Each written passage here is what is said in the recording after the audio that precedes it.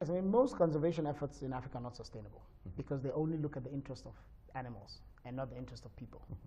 And unfortunately, unless you take into account the interest of people, you will always fail in conservation because animals and wildlife knows how to take care of itself. You wouldn't even need conservation if human beings were not around. So therefore, conservation is really about the interaction between nature and people. It's not only about nature.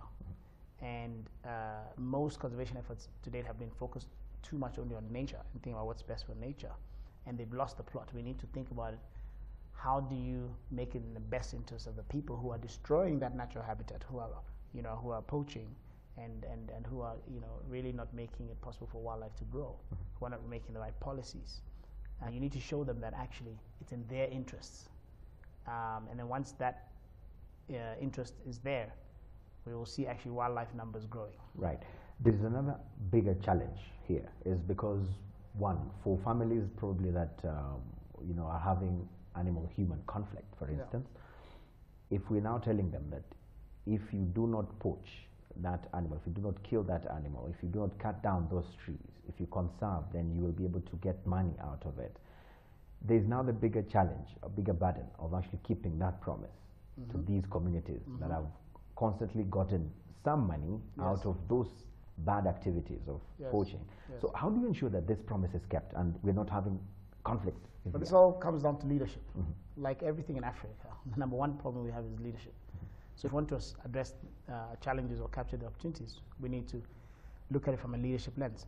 We need to bring in the right leadership at the political level, at the provincial level, even the local community, right? Because often, if a scheme is developed where, for example, a community is supposed to benefit from proceeds from tourism, but the chief is taking all the proceeds and spending it themselves, and they're not distributing it to the households, then people will say, then what's in it for me?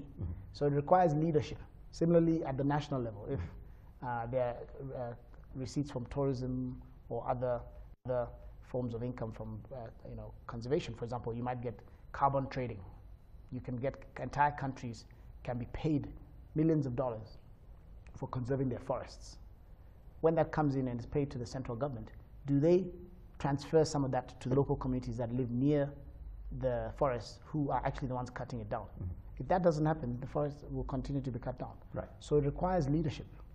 And once you have that leadership in place, you see that it actually works. Rwanda is a great example of that. It works. Right. And of course, when you say this, on the flip side, you find Mo Ibrahim Foundation just came out with a report on governance index. And the issue of citizen participation, the issue of the role of civil society organizations, as far as their voices are concerned, was one of the worrying issues over there. And for the governments or the leaderships to actually be effective, these two components are very key.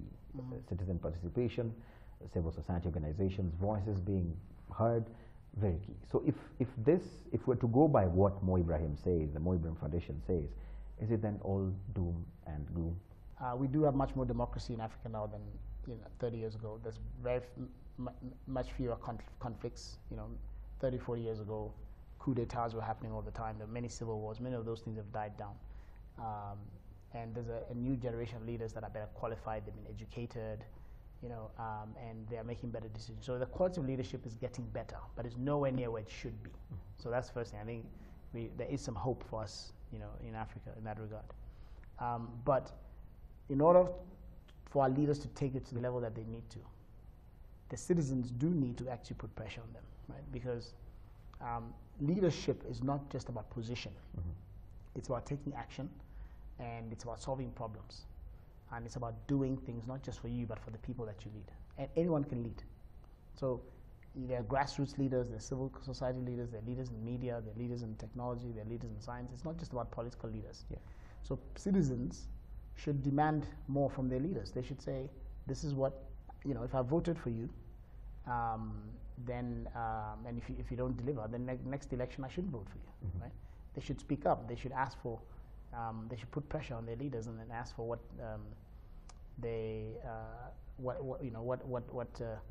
improvements they want to see in their lives. Right. If there are no roads in the community, then they should be asking the mayor where are the roads. So it's important that there's a partnership between citizens, civil society organizations, and government, and so forth, and the private sector, where everyone is concerned about the well-being of the country, and everyone is aligned with a vision of let's work together to develop the country.